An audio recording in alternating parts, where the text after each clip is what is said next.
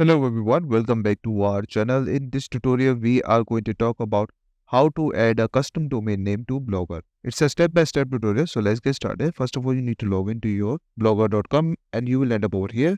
And this is a blog which I'm going to change URL. So right now you can see if I open this up, at the top you have the URL over here, which is very basic and we are going to change it. So how you can change it? Just go back to the page.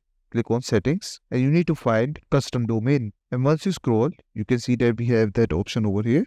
Just click on custom domain and here you can add your custom domain. So wherever you bought your domain from, make sure to copy the same domain and paste that over here. So in this case, I'm going to paste that and don't forget to add www dot at the front. Once you do that, click on save. You will see something like this. This is the message where you can easily add DNS record from the following steps. So wherever you are going to buy your domain from, make sure to add DNS records which Blogger has provided you. So here we have CNAME, which is name, going to be www, destination ghs.google.com, and the second one is this one and the destination is this one. So we just need to copy this and go to your domain.